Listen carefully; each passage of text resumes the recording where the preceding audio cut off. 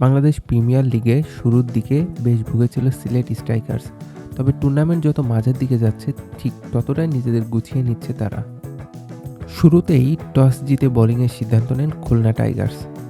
ইনিংসের শুরুতেই মাত্র ৫ বলে ৪ রান করে সাজঘরে ফিরলেন রাকিম কর্নওয়াল। সিলেটের দ্বিতীয় উইকেটের পতন, ২ রান করে ফিরলেন মানুষী। ৪৪ বলে ৫৬ রান করে ফিরলেন রনি তালুকদার। ডাক মেরে সাজঘরে ফিরলেন জাকির আলী। ঘরের মাঠে প্রথমে ব্যাট করতে নেমেই ১৮২ রান সংগ্রহ করে সিলেট। এদিকে খুলনা ইনিংসের শুরুতেই ৯ বলে ১১ রান করে বোল্ড আউট হয় নাঈম শেখ। মাত্র ২ রানে ফিরলেন ইমরুল কায়েস। ১৫ রান করে সাজঘরে ফিরলেন মিরাজ। 50 মিস করলেন উইলিয়াম। পঞ্চম উইকেট হারালো খুলনা।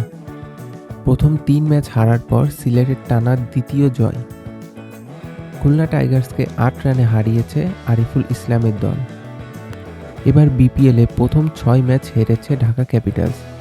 অবশেষে ৭ নম্বর ম্যাচে এসে দুর্বার রাজশাহীকে ১৪৯ রানে হারিয়ে প্রথম জয় তুলে নিল ঢাকা ক্যাপিটালস। ব্যাট করতে নেমে রাজশাহীর বোলারদের ওপর রীতিমতো তাণ্ডব চালায় লিটন ও তামিম।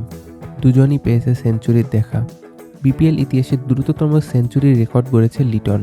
শেষ পর্যন্ত ৫৫ বলে ১২৫ রান করে অপরাজিত ছিলেন ডানহাতি এই ব্যাটার। ইনিংসের ৪টি বাউন্ডারি পাশাপাশি ৯টি ছক্কা মেরেছে লিটন।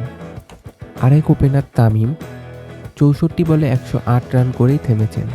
তাতে ২৪১ রানের জুটি, যা বিপিএল ইতিহাসে সর্বোচ্চ রানের জুটি। টাইগার যখন ঘুরে দাঁড়ায় সব বরবাদ হয়ে যায়। Number 1 partnership in BPL history. বিপিএলের সেরা পার্টনারশিপ তো বটেই, টি-২০ ক্রিকেটের ইতিহাসের দ্বিতীয় সেরা পার্টনারশিপ রেকর্ড করল আজ ক্রিকেট বিশ্ব। ২০ ওভারে ১ উইকেট হারিয়ে ২৫৪ রান তোলে ঢাকা। বিপিএল এই দলটি সর্বোচ্চ সংগ্রহ। ঢাকার বোলারদের তোপের মুখে পড়ে রাজশাহীর ব্যাটাররা ১০৫ রানে গুটিয়ে যায় তারা। ৭ নম্বর ম্যাচে এসে অবশেষে জয়ের দেখা পেল ঢাকা ক্যাপিটালস।